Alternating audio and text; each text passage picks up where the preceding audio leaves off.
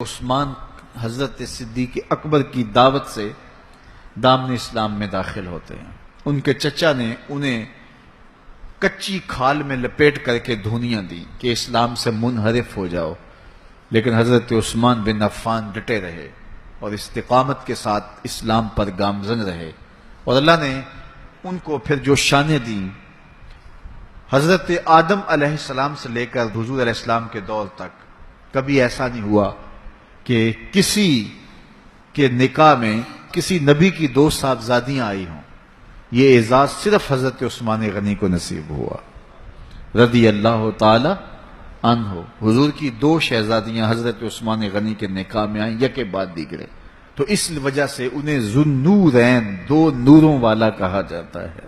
اللہ تعالیٰ نے حضرت عثمان غنی کے مال سے اس امت کو بہت تقویت عطا کی۔ تحریک اسلام کے لیے جن لوگوں نے مالی وسائل پیش کیے، ان میں نمایاں نام حضرت سیدنا عثمان غنی رضی اللہ تعالی عنہ کا ہے۔ آقا کریم علیہ الصلوۃ والسلام کے کہنے پہ انہوں نے جتنی ضرورت پڑی اتنا مال پیش کر دیا۔ غزوہ تبوک کا موقع آیا تو حضور نے تحریص دلائی، تو انہوں نے کہا حضور میں 300 اونٹ پیش کرتا ہوں ما ساز و سامان کے۔ تو حضور نے پھر تحریص دلائی تو پھر کھڑے ہو گئے، پھر تحریص دلائی تو پھر کھڑے ہو گئے، اور جو حضور کہتے رہے وہ پیش کرتے رہے۔ بیر روما کی کہانی آئی، جب مدینہ المنورہ میں ہجرت کر کے آئے تو مسلمانوں کے لیے کوئی میٹھا پانی دستیاب نہیں تھا۔ قریب ترین باغ بیر روما تھا، ایک یہودی کی ملکیت تھا، وہ مہنگے داموں دیتا اور مسلمانوں کی مجبوری سے اور زیادہ فائدہ حاصل کرتا۔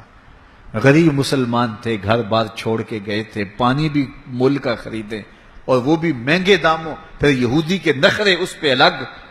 حضور نے فرمایا کوئی ہے جو مسلمانوں کے لیے پانی کا انتظام کرے؟ عثمان رضی اللہ تعالیٰ عنہ نے عرض کی حضور یہ ذمہ داری میری ٹھہری۔ بیر روما آج بھی وقف ہے، اور اس کی جتنی بھی جائیداد ہے، املاک ہے، اور ارد گرد جو مزرعہ ہے، یہ باغات ہیں، باقاعدہ آج بھی حضرت عثمان غنی کے نام کا بینک میں اکاؤنٹ کھلا ہوا ہے، اور اس کی ساری کمائی ان کے نام جمع ہوتی ہے اور پھر نیکی کے کاموں کے اندر صرف ہوتی ہے۔ عثمان غنی کا وہ وقف آج بھی جاری ہے، اور اس سے دنیا آج بھی فیض پا رہی ہے۔ مسجد نبوی میں جب لوگوں کا ہجوم بڑھا تو حضور نے فرمایا کہ کون ہے اس کی توسیع کرے؟ حضرت عثمان غنی نے کہا حضور یہ ذمہ داری میں اپنے ذمہ لیتا ہوں۔ تو راہ خدا میں خرچ کرنے کی بابت آئی تو عثمان کا انداز ہی نرالا تھا، اور پھر حیا جو ان کا ایک ایسی پہچان ہے کہ جو ان کی نمایاں شان ہے۔ حضرت عثمان غنی رضی اللہ تعالیٰ عنہ کا جب آخری وقت آیا تو آپ جانتے ان کا پانی بند کر دیا گیا تھا، مدینے پر بلوائیوں نے قبضہ کر لیا، اور 40 دن تک حضرت عثمان غنی پر پانی بند رہا، گھر میں محصور ہو گئے۔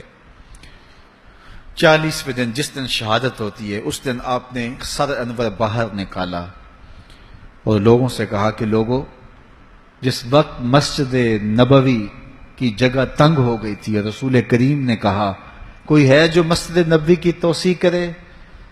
تو کس نے توسیع کی تھی؟ تو کچھ لوگ موجود تھے، انہوں نے کہا کہ آپ نے کہا آج مجھے اس مسجد میں 2 نفل پڑھنے کی اجازت بھی نہیں ہے۔ پھر اس کے بعد آپ نے فرمایا لوگوں، جب مدینے والوں کو پانی نہیں مل رہا تھا اور مہاجرین کو یہودی مہنگے داموں پانی دے رہے تھے، تو کون تھا جس نے بیر روما خریدا اور وقف کیا رب کے نام پہ؟ تو لوگوں نے کہا عثمان آپ نے۔ تو کہا آج مجھے 2 گھونٹ اس کنویں سے دستیاب نہیں، اور پھر آپ نیچے آ گئے اور قرآن مجید کی تلاوت کرنے لگے۔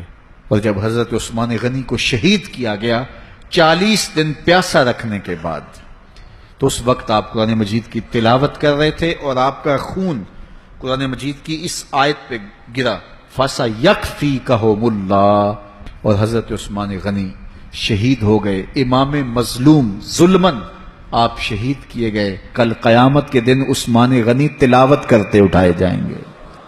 اللہ تعالی حضرت عثمان غنی کی روح کی برکتیں